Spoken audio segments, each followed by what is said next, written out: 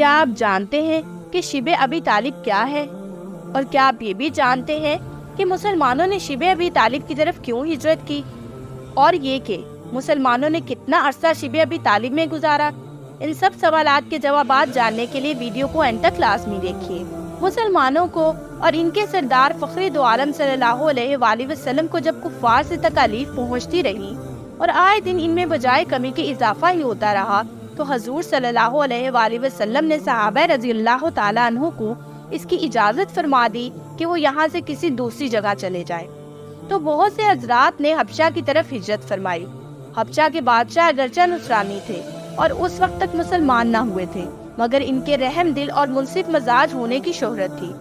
چنانچہ نبوت کے 5ویں برس رجب کے مہینہ میں پہلی جماعت کے 11 یا 12 مرد اور 4 یا 5 عورتوں نے حبشہ کی طرف ہجرت کی۔ مکہ والوں نے ان کا پیچھا بھی کیا کہ یہ نہ جا سکے، مگر یہ لوگ ہاتھ نہ آئے۔ وہاں پہنچ کر ان کو یہ خبر ملی کہ مکہ والے سب مسلمان ہو گئے اور اسلام کو غلبہ ہو گیا۔ اس خبر سے یہ حضرات بہت خوش ہوئے اور اپنے وطن واپس آ گئے، لیکن مکہ مکرمہ کے قریب پہنچ کر معلوم ہوا کہ یہ خبر غلط تھی اور مکہ والے اسی طرح بلکہ اس سے بھی زیادہ دشمنی اور تکلیفیں پہنچانے میں مصروف ہیں۔ تو بڑی دقت ہوئی۔ ان میں سے بعض حضرات وہیں سے واپس ہو گئے اور بعض کسی کی پناہ لے کر مکہ مکرمہ میں داخل ہوئے۔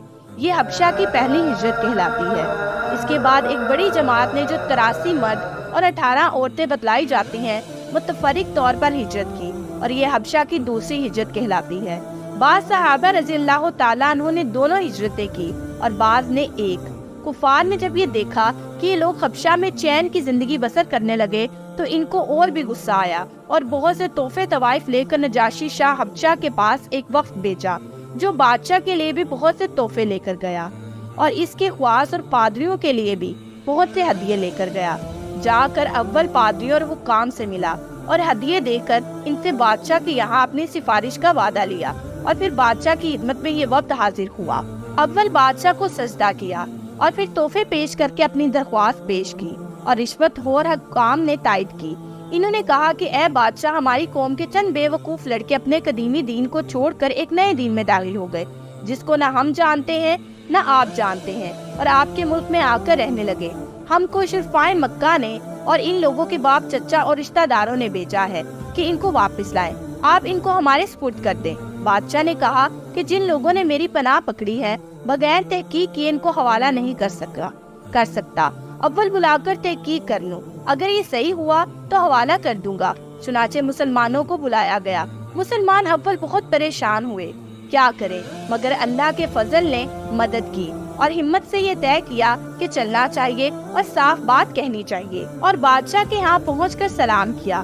کسی نے اعتراض کیا کہ تم نے بادشاہ کو آداب شاہی کے موافق سجدہ نہیں کیا۔ ان لوگوں نے کہا کہ ہمارے نبی نے اللہ کے سوا کسی کو سجدہ کرنے کی اجازت نہیں دی۔ اس کے بعد بادشاہ نے ان سے حالات دریافت کیے۔ حضرت جعفر رضی اللہ تعالیٰ عنہ آگے بڑھے اور فرمایا کہ ہم لوگ جہالت میں پڑے ہوئے تھے، نہ اللہ کو جانتے تھے نہ اس کے رسولوں سے واقف تھے، پتھروں کو پوجتے تھے، مردار کھاتے تھے، برے کام کرتے تھے، رشتے ناتوں کو توڑتے تھے، ہم میں قوی ضعیف کو ہلاک کر دیتا تھا۔ ہم اسی حال میں تھے کہ اللہ نے اپنا ایک رسول بھیجا جس کے نسب کو، اس کی سچائی کو، اس کی امانت داری کو، پرہیزگاری کو ہم خوب جانتے ہیں۔ اس نے ہم کو ایک اللہ وحدہ لا شریک لہ کی عبادت کی طرف بلایا اور پتھروں اور بتوں کے پوجنے سے سخت منع فرمایا۔ اس نے ہم کو اچھے کام کرنے کا حکم دیا، برے کاموں سے منع کیا۔ اس نے ہم کو سچ بولنے کا حکم دیا، امانت داری کا حکم دیا، صلہ رحمی کا حکم کیا، پڑوسی کے ساتھ اچھا برتاؤ کرنے کا حکم دیا، نماز، روزہ، صدقہ، خیرات کا حکم دیا، اور اچھے اخلاق تعلیم کیے۔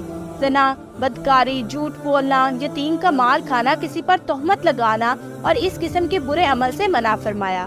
ہم کو قرآن پاک کی تعلیم دی، ہم اس پر ایمان لائے اور اس کے فرمان کی تعمیل کی، جس پر ہماری قوم ہماری دشمن ہو گئی اور ہم کو ہر طرح ستایا۔ ہم لوگ مجبور ہو کر تمہاری پناہ میں اپنے نبی کے ارشاد سے آئے ہیں۔ بادشاہ نے کہا، اچھا، جو قرآن تمہارے نبی لے کر آئے ہیں وہ کچھ مجھے سناؤ۔ حضرت جعفر رضی اللہ تعالیٰ عنہ نے سورہ مریم کی اول کی آیتیں پڑھی، جس کو سن کر بادشاہ بھی رو دیا اور اس کے پادری بھی جو کثرت سے موجود تھے، سب کے سب اس قدر روئے کہ داڑیاں تر ہو گئے۔ اس کے بعد بادشاہ نے کہا کہ خدا کی قسم، یہ کلام اور جو کلام حضرت موسیٰ علیہ السلام لے کر آئے تھے ایک ہی نور سے نکلے ہیں، اور ان لوگوں سے صاف انکار کر دیا کہ میں ان کو تمہارے حوالے نہیں کر سکتا۔ وہ لوگ بڑے پریشان ہوئے کہ بڑی ذلت اٹھانا پڑی۔ آپس میں صلح کر کے ایک شخص نے کہا کہ کل کو میں ایسی تدبیر کروں گا کہ بادشاہ ان کی جڑ ہی کاٹ دے گا۔ نجاشی نے کہا تم جو چاہے کہو۔ اس کے بعد نجاشی نے ان کے تحفے واپس کر دیے اور مسلمانوں سے کہا کہ تم امن سے رہو، جو تمہیں ستائے اس کو تاوان دینا پڑے گا، اور اس کا اعلان بھی کرا دیا کہ جو شخص ان کو ستائے گا اس کو تاوان دینا ہوگا۔ اس کی وجہ سے وہاں مسلمانوں کا اکرام اور بھی زیادہ ہونے لگا اور اس وفد کو ذلت سے واپس آنا پڑا۔ تو پھر کفار مکہ کا جتنا بھی غصہ جوش کرتا ظاہر ہے۔ اس کے ساتھ ہی حضرت عمر رضی اللہ تعالیٰ عنہ کے اسلام لانے نے ان کو اور بھی جلا رکھا تھا، اور ہر وقت اسی فکر میں رہتے تھے کہ لوگوں کا ان سے ملنا جلنا بند ہو جائے اور اسلام کا چراغ کسی طرح بجھے۔ اس لیے سرداران مکہ کی ایک بڑی جماعت نے آپس میں مشورہ کیا کہ اب کھلم کھلا محمد صلی اللہ علیہ وآلہ وسلم کو قتل کر دیا جائے۔ لیکن قتل کر دینا آسان کام نہ تھا، اس لیے کہ بنو ہاشم بھی بڑے چھتے اور اونچے طبقہ کے لوگ شمار ہوتے تھے۔ وہ گرچہ اکثر مسلمان نہیں ہوئے تھے، لیکن جو مسلمان نہیں تھے وہ بھی حضور صلی اللہ علیہ وآلہ وسلم کے قتل ہو جانے پر آمادہ نہیں تھے۔ اس لیے سب کفار مکہ نے مل کر معاہدہ کیا کہ سارے بنو ہاشم اور بنو عبد المطلب کا بائیکاٹ کیا جائے، نہ ان کو کوئی شخص اپنے پاس بیٹھنے دے، نہ ان سے کوئی خرید و فروخت کرے، نہ بات چیت کرے، نہ ان کے گھر جائے، نہ ان کو اپنے گھر آنے دے، اور اس وقت تک صلح نہ کی جائے جب تک کہ وہ حضور صلی اللہ علیہ وآلہ وسلم کو قتل کے لیے حوالہ نہ کر دے۔ یہ معاہدہ زبانی ہی گفتگو پر ختم نہیں ہوا، بلکہ یکم محرم 790 کو ایک معاہدہ تحریری لکھ کر بیت اللہ میں لٹکایا گیا تاکہ ہر شخص اس کا احترام کرے اور اس کو پورا کرنے کی کوشش کرے۔ اور اس معاہدہ کی وجہ سے 3 برس تک یہ سب حضرات 2 پہاڑوں کے درمیان ایک گھاٹی میں نظریں بند رہے کہ نہ کوئی ان سے مل سکتا تھا، نہ یہ کسی سے مل سکتے تھے، نہ مکہ کے کسی آدمی سے کوئی چیز خرید سکتے تھے، نہ باہر سے آنے والے کسی تاجر سے مل سکتے تھے۔ اگر کوئی شخص باہر نکلتا تو پیٹا جاتا اور کسی سے ضرورت کا اظہار کرتا تو صاف جواب پاتا۔ معمولی سا سامان غلہ وغیرہ جو ان لوگوں کے پاس تھا وہ کہاں تک کام دیتا۔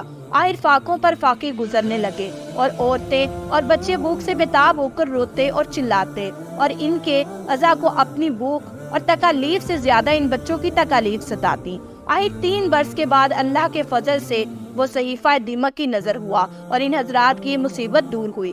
3 برس کا زمانہ ایسے سخت بائیکاٹ اور نظر بندی میں گزرا اور ایسی حالت میں ان حضرات پر کیا کیا مشقتیں گزری ہوں گی وہ ظاہر ہے، لیکن اس کے باوجود صحابہ کرام رضی اللہ تعالیٰ عنہ نہایت ثابت قدمی کے ساتھ اپنے دین پر جمے رہے، بلکہ اس کی اشاعت فرماتے رہے۔ مجھے امید ہے کہ ناظرین کے لیے آج کی ویڈیو بہت انفارمیٹیو رہی ہوگی، اور اگر آپ ایسے بہت سے اسلامی واقعات سننا چاہتے ہیں تو ہمارے چینل کو لائک، شیئر اور سبسکرائب کرنا مت بھولیں، اور بیل آئیکن کا بٹن ضرور پریس کیا کریں تاکہ ہر نئی ویڈیو کا نوٹیفیکیشن آپ کو آپ کی اسکرین پر ملے۔ اب میں آپ سے اجازت چاہوں گی، شکریہ، اللہ حافظ۔